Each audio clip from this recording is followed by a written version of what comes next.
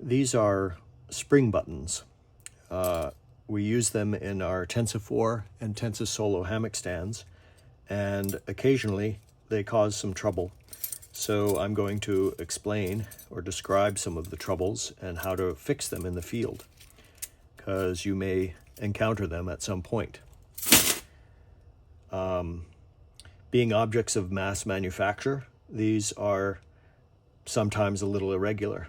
Usually there's a wide range of irregularity possible without any functional problems resulting. But as stands are used and exposed to salt or grit, a small irregularity can become a source of a problem.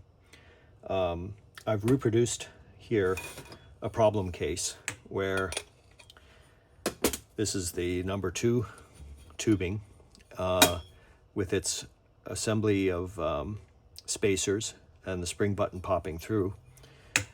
When inserted into the number 1 tube, that's the largest with the logo, this button head is passing through 4 tubing thicknesses, and you can see it just barely passes through. And when this is loaded, as by a person loading a hammock up on it, well, look, it slips, fails to engage, and that is a functional problem. So over here, the next larger segment, we don't have the problem. It stands really proud because it's passing through fewer segments of tubing. But we can fix this problem by removing the spring button, determining how it's irregular, and bending it back into shape. So this is an ideal V, and its pin is cleanly perpendicular to that arm. We often see some pins that have a bit of a bend here, such that that pin is no longer perpendicular to the arm. And that is the case here with this one. Another irregularity we see is, instead of being a wide V like this, it's quite narrow, such that it provides inadequate spring tension to pop the button free. Also, viewed from the top, these ends don't line up.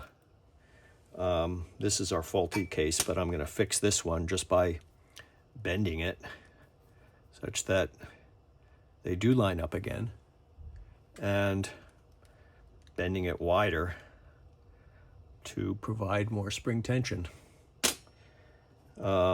This one has a subtle bend in it. I'm going to bend it straighter. So it's closer to perpendicular.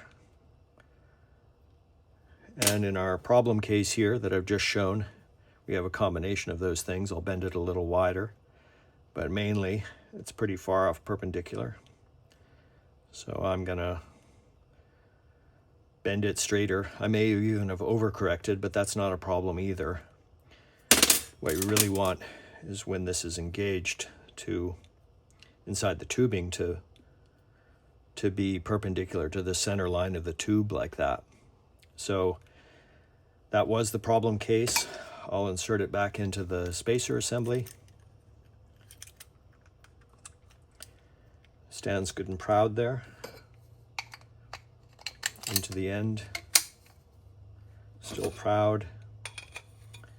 And